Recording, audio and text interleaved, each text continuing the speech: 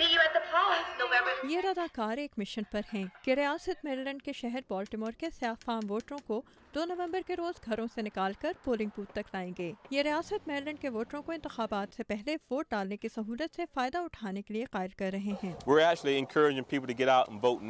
ہم لوگوں کی حوصلہ افزائی کر رہے ہیں کہ گھروں سے نکلیں اور ووٹ ڈالیں۔ کیتھ ہینس میریلینڈ کی ریاستی اسمبلی کے تیسرے بار امیدوار بنے ہیں اور اپنی انتخابی مہم چلانے کے ساتھ یہ انتخابی عمل کے حوالے سے ووٹروں کو متحرک کرنے کی کوشش کر رہے ہیں۔ چند ہفتے پہلے جو پرائمری انتخابات ہوئے ان میں ہماری ریاست میریلینڈ میں ووٹروں کی بہت کم تعداد دیکھنے میں آئی تھی۔ ہم 2 نومبر کے انتخابات میں اس تعداد کو بڑھانے کی کوشش کر رہے ہیں۔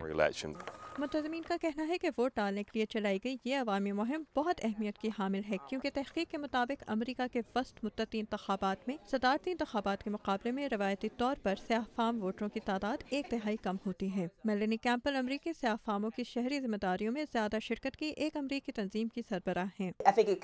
میرے خیال میں یہ ہم سب کی شرکت کے بغیر ممکن نہیں۔ سیاہ فام امریکیوں کو خود یہ فیصلہ کرنا ہوگا کہ انتخابات اہم ہیں اور ووٹ نہ ڈالنا کسی مسئلے کا حل نہیں۔ ڈیموکریٹک پارٹی کے سربراہ کے طور پر صدر اوباما ڈیموکریٹس کی کامیابی کے خواہش مند ہیں اور ظاہر ہے اپنے حزب اختلاف یعنی ریپبلکن پارٹی کو 2 نومبر 2010 کو زیادہ نشستوں پر کامیاب نہیں دیکھنا چاہتے۔ اگر سیاہ فام ووٹرز ووٹ ڈالنے نکلیں تو ڈیموکریٹس کی کامیابی کے امکانات زیادہ ہوں گے، لیکن اگر ایسا نہ ہوا تو بہت کم۔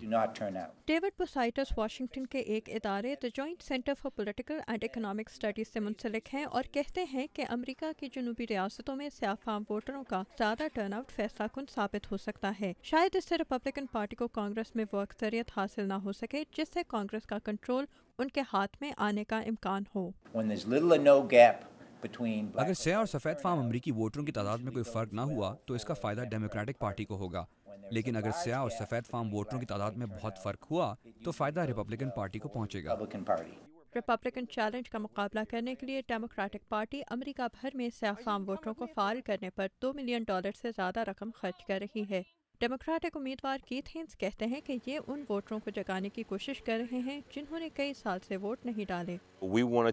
ہم ان لوگوں کو متحرک کرنے کی کوشش کر رہے ہیں جو رجسٹرڈ ووٹرز ہیں اور پہلے ووٹ ڈال چکے ہیں مگر شاید انہوں نے پچھلے کچھ انتخابات میں ووٹ نہ ڈالے ہوں۔ مقصد ان میں جوش پیدا کر کے انہیں پولنگ بوتھ تک لانا ہے۔ ہم انہیں بتا رہے ہیں کہ ان کے ووٹ کی اہمیت ہے۔